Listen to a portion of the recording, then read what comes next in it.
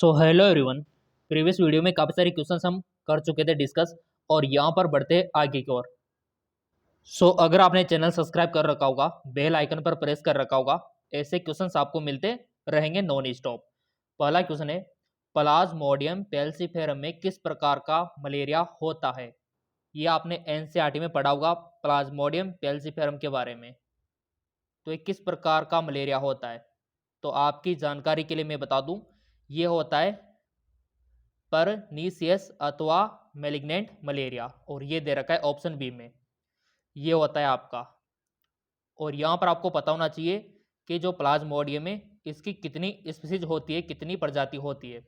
चलो डायग्राम के द्वारा इसको समझ लेते हैं। यहाँ पर जैसा कि आप यहाँ पर देख पा रहे, ये है आपका प्लाज्मोडियम स्पीसीज। कितनी होती है? प्लाज्मोडियम पेल्सिफेरम होती है, प्लाज्मोडियम वाइवेक्स होती है, प्लाज्मोडियम ओवल होती है, प्लाज्मोडियम मलेरियाई होती है। 4 होती है, ठीक है।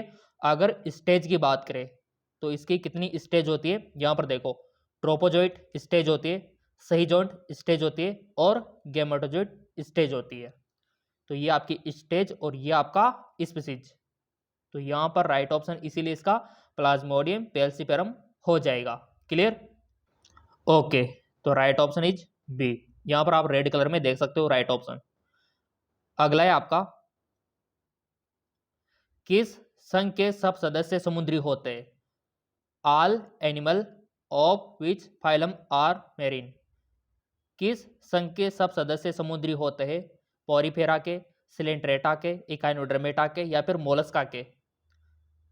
राइट ऑप्शन क्या होगा? पहले आप अपने मन में कर सकते हो कि हाँ ये होना चाहिए, क्योंकि फिर हम आपको बताएंगे। इसका जो राइट ऑप्शन होगा वो होगा इकाइनोडर्मेटा। इकाइनोडर्मेटा।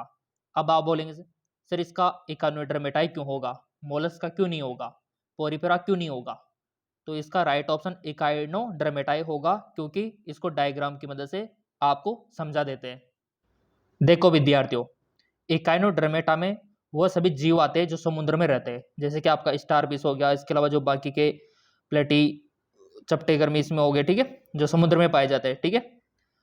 तो स्टारफिश बाहर जीवित नहीं रह सकते, ये समुद्र में पाए जाते हैं।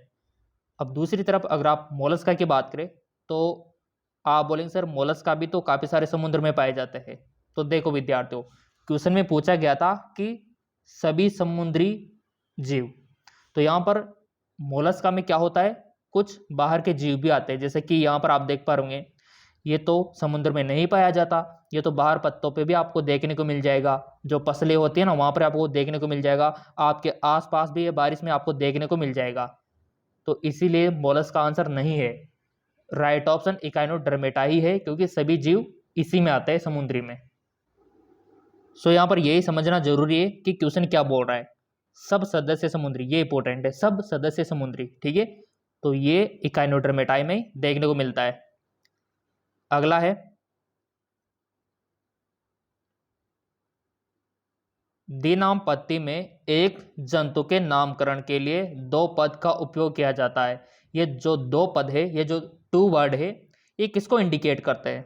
आपने भी देखा होगा, जब वैज्ञानिक नाम लिखते हैं तो 2 नाम लिखते हैं। जैसे मान लो आम का जो वैज्ञानिक नाम है मेजिफेरा इंडिका, ठीक है, मेजिफेरा इंडिका, तो ये एक नाम तो हो गया, दूसरा इंडिका, ये दो नाम लिखते हैं। तो ये किसको इंडिकेट करता है, ये किसको इंडिकेट करता है? मेजिफेरा तो क्या बता रहा है हमको, और इंडिका क्या बता रहा है, ये आपको बताना है यहाँ पर। तो बताइए इसका राइट ऑप्शन क्या होगा? तो इसका जो राइट ऑप्शन होगा वो ये होगा आपका श्रेणी और जाति, यानी कि जीनियस और स्पीसीज, इसको इंडिकेट करते हैं आपके दोनों वर्ड। डायग्राम की मदद से और अच्छा समझने की कोशिश हम करेंगे। देखो विद्यार्थियों, ये है आपका टाइगर, ठीक है, और टाइगर का जो वैज्ञानिक नाम होता है, साइंटिफिक नेम होता है, वो होता है पैंथेरा टाइग्रिस। तो यहाँ पर पैंथेरा टाइग्रिस, तो यहाँ पर 2 वर्ड आ गए। तो पहला वर्ड जीनस को इंडिकेट कर रहा है, और दूसरा वर्ड स्पीसीज को इंडिकेट कर रहा है, ठीक है। तो ऐसे ही मेजिफेरा इंडिका हो गया। इसी प्रकार हमारा जो इंसान का नाम है वो भी इसी प्रकार जीनस और स्पीसीज को इंडिकेट करता है, ये आपको पता होना चाहिए। और चैनल सब्सक्राइब कर रखा तो बिल्कुल भी टेंशन आपको नहीं लेनी है, अच्छे से आपको समझाएंगे, ठीक है। तो ये बिल्कुल आपका क्लियर हो गया होगा कि पहला शब्द जीनियस को इंडिकेट करता है, दूसरा शब्द स्पीशीज को इंडिकेट करता है। चलो बढ़ते आगे की ओर। सो यहाँ पर इसी वजह से इसका जो राइट ऑप्शन हो जाएगा आपका जीनियस और स्पीशीज हो जाएगा। आगे की ओर बढ़ते हैं। कौन से संघ में जातियों की संख्या सबसे अधिक होती है? Which phylum have height number of species? Protozoa, Metazoa, arthropoda, Chordata. जातियों की संख्या सबसे अधिक किसमें होती है? तो वो होती है आपके आर्थ्रोपोडा में, याद रखना। अब आप बोलेंगे सर आर्थ्रोपोडा में क्यों होती है? क्योंकि आपने देखा होगा कि आर्थ्रोपोडा में जाने कितने कीड़े मकोड़े आते हैं, और कीड़े मकोड़े कितने होते हैं आपने खुद नहीं देखा होगा। चलो डायग्राम की मदद से देख लेते, इसको समझ लेते।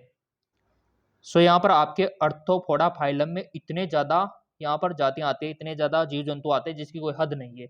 यहाँ पर देखो, आप मकड़ी हो गया, आपका बिच्छू हो गया, ठीक है, आपकी मक्खी हो गई, घरेलू मक्खी हो गई, यहाँ तक कि आपका मच्छर हो गया, है ना, मधुमक्खी हो गई, तितली हो गई, बहुत सारे आते हैं क्योंकि इनमें संधि युक्त पैर होते हैं। देख लो आप, सभी के संधि युक्त पैर है, ये आर्थ्रोपोडा में आते हैं जिनमें भी संधि युक्त पैर होते हैं। और आपको तो पता ही होगा कि मच्छर कितने सारे होते हैं, मक्खियाँ कितनी सारी होती है, अनगिनत होती है। बरसात के टाइम पे तो बहुत सारे मच्छर आते हैं अनगिनत, और मक्खियाँ भी अनगिनत। तो इसी वजह से यहाँ पर सबसे ज़्यादा इसी में, सबसे अधिक इसी में, तो ऐसे समझना होता है हमको। तो इसी वजह से आर्थ्रोपोडा को यहाँ पर चुना गया। ठीक है, आई होप आपको समझ में आ गया होगा। सो यहाँ पर राइट ऑप्शन आर्थ्रोपोडा। बढ़ते आगे की ओर।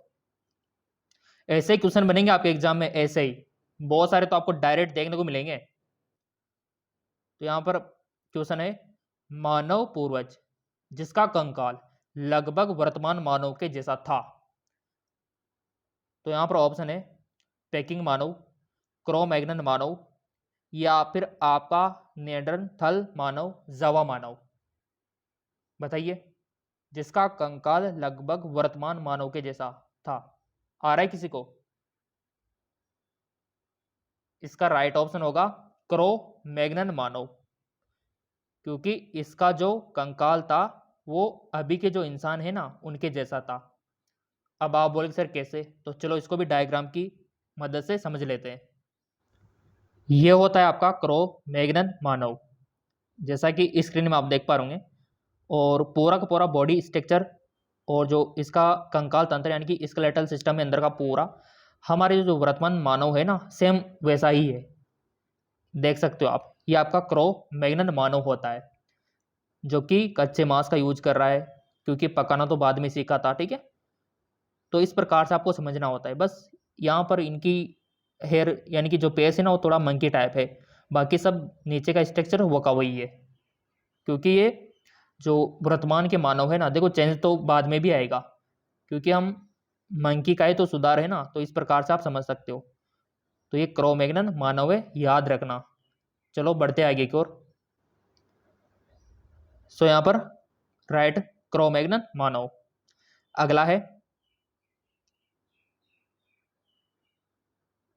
पेब्राइन नामक बीमारी किस उद्योग से संबंधित है? पेब्राइन डिजीज रिलेटेड विच इंडस्ट्री? सेरिकल्चर से, एपीकल्चर से, या फिर पोल्ट्री यानी कि कुक्कुट पालन, या फिर फिशरी यानी कि मछली पालन से।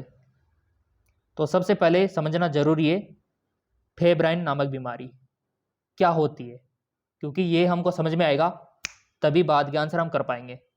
तो सबसे पहले हम समझते हैं पेब्राइन नामक बीमारी ये किस में होती है। चलो इसको देख लेते हैं पहले। ये होती है आपके जो फसलों में नुकसान पहुंचाने वाले कीड़े होते हैं उनमें, इनमें होती है पेब्राइन नामक बीमारी। ये इस प्रकार के हो जाते हैं कुछ, जैसा कि ब्राउन ब्राउन आप देख पा रहे होंगे, डेड बॉडी टाइप। तो इसमें पेब्राइन नामक क्या हो गया, बीमारी हो गई।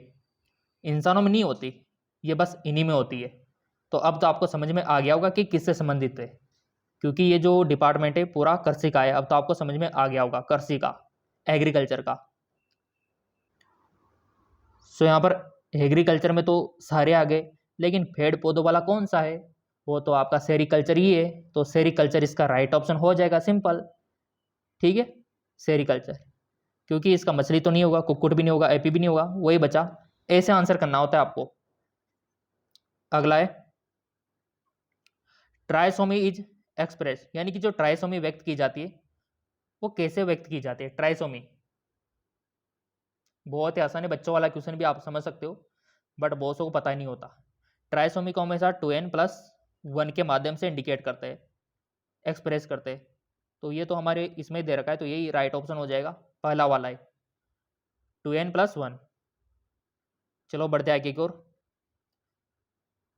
अगला आपका जो टर्नर सिंड्रोम है, व्यक्ति में एक्स गुणसूत्र की संख्या होती है। In a person with Turner syndrome the number of X chromosome is 1230।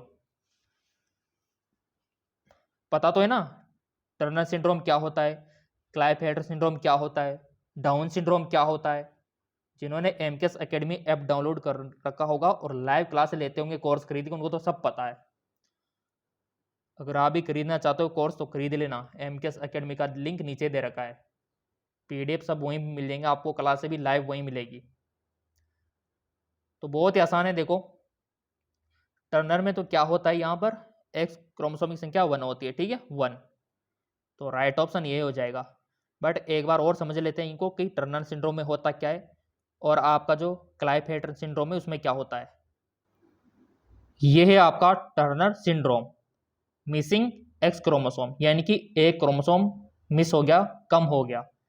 तो कम हो गया तो लेडीज के लक्षण भी कम हो जाएंगे, सिंपल सी बात है। लेडीज में लेडीज के लक्षण कम हो जाएंगे क्योंकि एक्स क्रोमोसोम कम हो गया, ऐसे याद रखना है आपको। तो यहाँ पर आप देख पा रहे लेडीज में ब्रेस्ट का डेवलपमेंट होता है कि नहीं होता है, सब जानते हैं होता है। बट यहाँ पर देखो ब्रेस्ट है नहीं, डेवलपमेंट है नहीं, मेल की तरह दिखाई दे रहा है यहाँ पर, तो सबसे बड़ी कमी यहाँ पर हो गई। दूसरी जो कमी है इधर देखोगे आप, यहाँ पर जो रिप्रोडक्शन सिस्टम है, यहाँ पर अगर आप देखोगे ना तो यहाँ पर वेजाइना का डेवलपमेंट भी इतना नहीं है। तो ये किस कारण से हुआ, एक्स क्रोमोसोम की कमी के कारण टर्नर सिंड्रोम हो गया। दूसरा होता है आपका क्लाइफेल्टर सिंड्रोम। क्या होता है, क्लाइफेल्टर सिंड्रोम। इसमें क्या होता है, एक्स क्रोमोसोम अधिक हो जाता है, तो इसमें क्या होंगे, लेडीज के लक्षण अधिक हो जाएंगे। किस में, पुरुष में क्या होंगे, लेडीज के लक्षण अधिक, यानी कि जो ब्रेस्ट नहीं होने चाहिए वो हो जाएंगे पुरुष में, लेडीज की तरह, ठीक है। रिप्रोडक्शन की बात करें तो नीचे भी वही कंडीशन हो जाएगी, यानी कि जो टेस्टिस होना चाहिए अच्छा वो कमजोर हो जाएगा, यानी कि बहुत ही छोटा टेस्टिस हो जाएगा, ठीक है। तो ये दोनों में आपको अंतर पता होना चाहिए, टर्नर सिंड्रोम में और क्लाइफेल्टर सिंड्रोम में। टर्नर में एक्स क्रोमोसोम की कमी होती है, तो लेडीज में लेडीज के लक्षण की कमी हो जाती है, ठीक है। दूसरे में एक्स की मात्रा अधिक हो जाती है, एक्स क्रोमोसोम की, तो पुरुष में महिला के लक्षण भी अधिक हो जाते हैं। Very simple. सो यहां पर राइट ऑप्शन फर्स्ट वाला हो जाएगा। अगला है आपका, यदि माता पिता में एक का रुधिर वर्ग ए बी दूसरे का ओ हो तो बच्चों में कौन सा रुधिर वर्ग नहीं हो सकता। तो यहां पर क्वेश्चन को थोड़ा चेंज कर दो, यहां पर नहीं को हटा दो, कौन सा हो सकता है बच्चों में, बताओ। यदि माता और पिता का रुधिर वर्ग ए तथा ओ है तो कौन सा हो सकता है, तो बच्चों वाला क्वेश्चन है, कौन सा होगा, ए बी ओ होगा, ठीक है। तो ऐसे डायरेक्ट क्वेश्चन भी आ जाते हैं काफी बार। काफी सारे बोल रहे थे सर पीडीएफ कहाँ पर मिलेगा, अभी बता देंगे वीडियो के लास्ट में, आपको चिंता क्यों करते हो। एक वर्णांध्र पुरुष का विवाह एक वाहक स्त्री से हुआ, इस जोड़े की संतान होगी। वाहक का मतलब होता है यहाँ पर कैरियर का मतलब, यानी कि लक्षण नहीं दिखाई देते, उसमें होता तो है जीन बट वो लक्षण नहीं दिखाई देता, वो होता है वाहक। तो क्या होगा बताओ, ये चार ऑप्शन आपके सामने है। तो देखो बहुत ही आसान है, इस कंडीशन में एक तो वर्णांध्र होगा, वाहक पुत्रियां होगी, वर्णांध्र और सामान्य पुत्र, यानी कि ऑप्शन डी। अब आप बोलेंगे सर थोड़ा सा इसको समझा दो, तो चलो समझ लेते हैं इसको डायग्राम की मदद से। सो इसका पूरा सॉल्यूशन हमने कर रखा है हमारी कॉपी में, आपको भी ऐसे ही करना है। तो बहुत ही आसान है, ऐसे बना लेना है पहले आपको, ठीक है। आपने भी 12th में बनाया होगा। कि जो वाहक है उसको ऐसे रिप्रेजेंट करते है ना, और जिसमें दोनों हो गए तो पीड़ित हो जाता है। तो इसमें क्या निकल के आया, 1 नॉर्मल बॉय 1 नॉर्मल गर्ल्स, एक वाहक गर्ल्स एक वाहक बॉय। तो यहाँ पर यही कंक्लूजन आएगा। इधर भी देख सकते हो आप, वही कंडीशन है। तो ऐसे आपको करना होता है। तो ये हमने करके देख लिया और हमारा आंसर भी आ गया, और जो हमारा आंसर आया वो मैच कर रहा है डी वाले से। तो ऐसे आपको एग्जाम में करना होता है। अगला क्वेश्चन, इनमें से कौन से अनुवांशिक लक्षण के जीन मानव में एक्स गुणसूत्र पर होते हैं? Which of this genetic trend have gene x chromosome in human?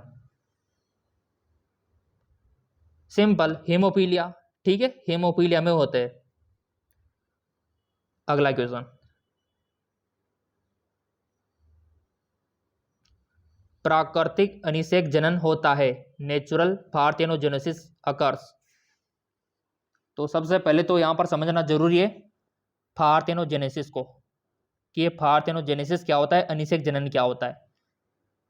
तो उसको कहते हैं जिसमें जो ओवम होता है, जो अंडाणु होता है, बिना स्पर्म के न्याजीव बना देता है, उसको बोलते हैं पार्थेनोजेनेसिस, यानी कि विदाउट फर्टिलाइजेशन।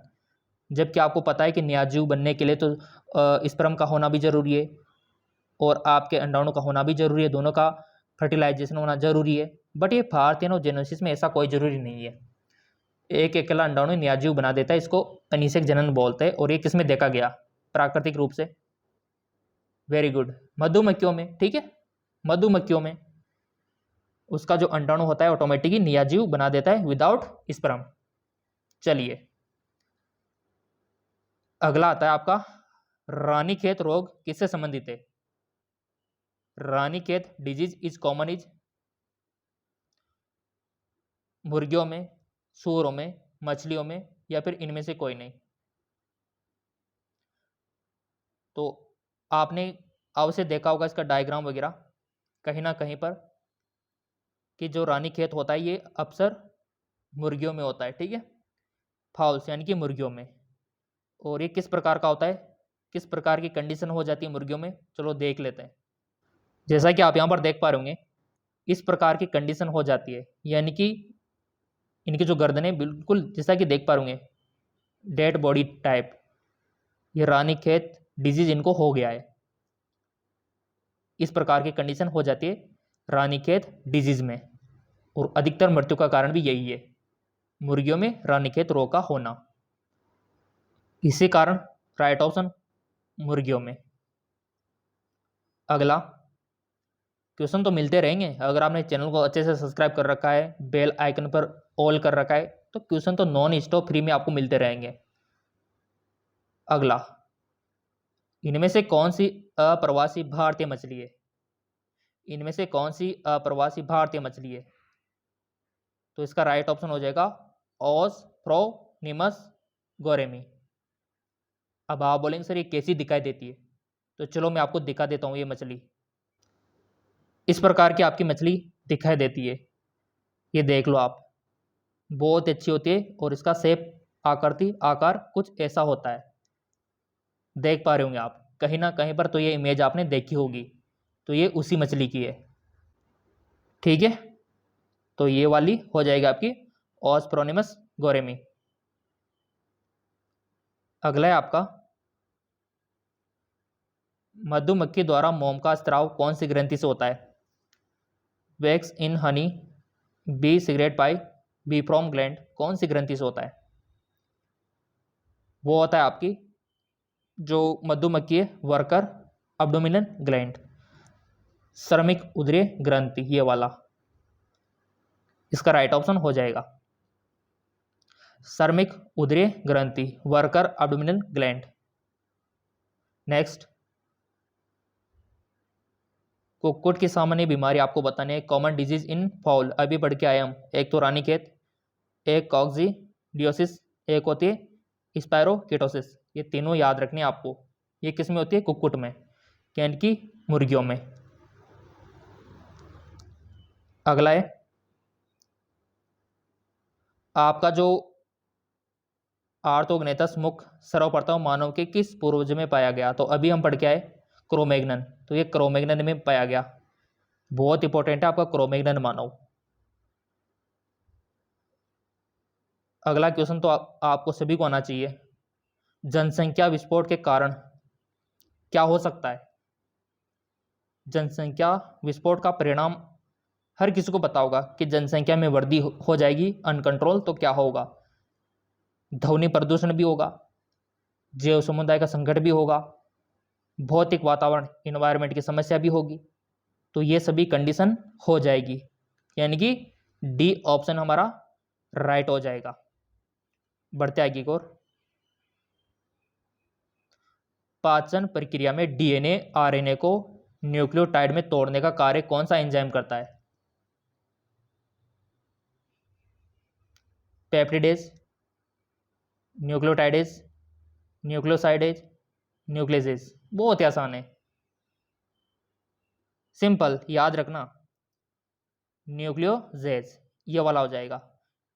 हाँ, न्यूक्लियोजेज इसका राइट ऑप्शन हो जाएगा। अगला है, केंद्रक पीत की अंडा पाया जाता है। कल पढ़ाया था मैंने आपको, जिन्होंने चैनल सब्सक्राइब कर रखा होगा पता है उनको। केंद्रक पीत की अंडा पाया जाता है, और जिन्होंने टेलीग्राम को फॉलो कर रखा होगा उनको तो डायग्राम भी पता होगा, कल मैंने आपको डाल दिया था। टेलीग्राम का लिंक नीचे दे रखा डिस्क्रिप्शन में। तो ये केंद्रक पीत की आपके कीटों में यानी कि इंसेक्ट में पाया जाता है। किसमें? इंसेक्ट कीटों में। राइट ऑप्शन आपका इंसेक्ट यानी कि ऑप्शन डी। अगला है, प्रयोगशाला में मोनोक्लोन एंटीबॉडी किसके द्वारा बनाई जाती है? ऑप्शन है B lymphocyte, hybridoma, T lymphocyte, इन सभी द्वारा। तो बेसिकली आपका जो राइट ऑप्शन हो जाएगा हाइब्रिडोमा कोशिका। अब आप बोलेंगे सर यही क्यों होगा? तो चलो डायग्राम से समझा देता हूँ आपको। जैसा कि आप यहाँ पर देख पा रहे होंगे हाइब्रिडोमा टेक्नोलॉजी, ठीक है, ये आपकी हाइब्रिडोमा टेक्नोलॉजी। तो इसमें वो कोशिका यूज हो रही है, यानी कि कोई भी आपने देखा होगा कि बायोलॉजी में, हमारे मेडिकल साइंस में कोई भी एक्सपेरिमेंट होता है जीव के ऊपर, तो वो सबसे पहले चूहों पर, खरगोश पर, मंकीज पर, इन पे ही होता है। तो ये हाइब्रिडोमा टेक्नोलॉजी है, जैसा कि आप यहाँ पर देख पा रहे होंगे। इंजेक्शन लगाया जा रहा है माउस में प्रयोग करने के लिए। तो ये बेसिकली आपको पता होना चाहिए, और डायग्राम तो पूरा अच्छे से मैंने आपको समझा रखा है। और जो लाइव क्लास है, पीडीएफ है, चलो मैं आपको दिखा देता हूँ। अगर आप इसी तरह से पढ़ लो तो सिलेक्शन तो पक्का है आपका। अब आप बोलेंगे सर ये पीडीएफ चाहिए हमको, ये पूरा का पूरा पीडीएफ हमको चाहिए। तो ये पीडीएफ अगर आपको चाहिए, साथ में लाइव क्लासेस चाहिए, साथ में किताबें भी आपको चाहिए, तो चलो मैं प्रोसेस आपको दिखा देता हूँ कि किस प्रकार से आपको क्या करना है। So basically PDF live class लेने के लिए आपको आ जाना है गूगल प्ले स्टोर पे। यहाँ पर सर्च करना है आपको एमकेएस अकेडमी। ये ऐप आपको डाउनलोड करना होगा, इसका लिंक नीचे डिस्क्रिप्शन में दे रखा है, वहाँ से भी आप डाउनलोड कर सकते हो। इस प्रकार का ओपन हो जाएगा। जैसे आप मोबाइल नंबर से लॉगिन करोगे तो ये इस प्रकार का आपको दिखाई देगा, और यहाँ पर बेल आइकन पर आपको सारी अपडेट मिलती रहती है, रिजल्ट की, फॉरम की, काउंसलिंग की, ठीक है। ये बहुत इंपॉर्टेंट ऐप। तो यहाँ पर अगर आप देखोगे तो नीचे स्टोर वाला ऑप्शन आपको दिखाई देगा। तो जैसे आप इस पर क्लिक करोगे तो सारे कोर्स आपको दिखाई देंगे। तो आपको कुछ इस प्रकार का भी कोर्स आपको दिखाई देगा। ये लाइव कोर्स है, सब कुछ इसमें लाइव मिलता है, पीडीएफ में मिलता है, किताबें भी मिलती है, बहुत अच्छा कोर्स है। ये आपको बाय करना होगा, तभी जाके आपको पीडीएफ मिल पाएंगे आपके मोबाइल में, और आपको लाइव क्लास है और रिकॉर्डेड क्लास है, सब कुछ आपको मिल पाएगा। सो फिर भी अगर कोई दिक्कत आती है तो ये कोचिंग सेंटर के जो व्हाट्सअप नंबर है, इन पर आप व्हाट्सअप कर सकते हो, तो हम आपकी हेल्प करेंगे कोर्स को बाय करवाने में। लिंक नीचे दे रखा है एमकेएस अकेडमी ऐप का, डाउनलोड नाउ।